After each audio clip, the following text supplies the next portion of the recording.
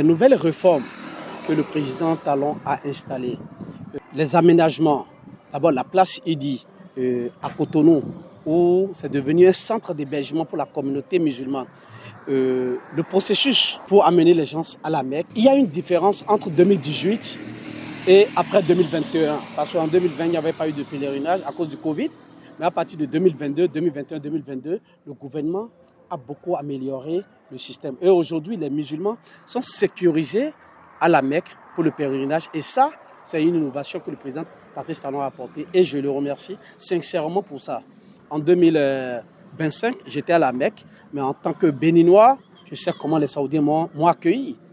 Donc, c'est vraiment une satisfaction énorme de voir les réformes salutaires du président Talon dans le cadre d'accompagnement de la communauté musulmane. Monsieur Romiad Wadani est un jeune, et je suis jeune, et le concept c'est jeune derrière jeune.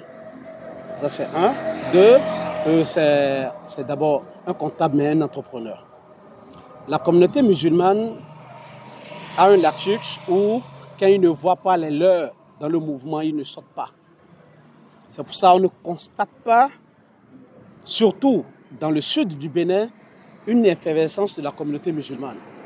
Mais aujourd'hui, nous avons décidé, en tant que jeunes musulmans, ancrés dans les instances de la communauté musulmane, de sensibiliser largement nos frères et sœurs Hausa, Peul, Yoruba, Zarma, à sortir massivement et à soutenir le président Wadani. Aujourd'hui, nous ne parlons plus de l'élection du président, mais plutôt du taux de participation. Alors, nous sensibilisons nos frères et sœurs dans les mosquées, dans les prières de vendredi, à ce qu'ils sortent massivement. Et qu'aujourd'hui, il n'y a plus de frustration et que le président Wadani est la meilleure solution pour la continuité que le président Patrice Talon a mis en place. Et pour cela, la communauté musulmane se retrouve. Et si nous nous retrouvons, il n'y a pas de quoi à l'accompagner. Nous allons l'accompagner. Pour atteindre les objectifs de mobilisation et surtout le taux de participation, parce que nous ne parlons plus de la réussite de président Wadani, mais nous parlons plutôt de le plébisciter. Et ça, il faut élever un taux de participation. Et pour cela, nous avions organisé le dimanche 5 avril 2026 à Mounion-Malais, dans la commune de Djidja, 500 personnes, point focal. Les 500 personnes sont des points focaux, ce sont des imams, ce sont des alphas, ce sont des prédicateurs qui vont venir.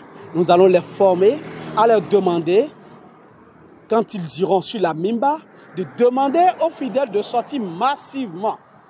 Parce que le musulman, parfois, interdit à sa femme de sortir. Mais cette fois-ci, il ne s'agit plus d'interdire à sa femme ou aux enfants.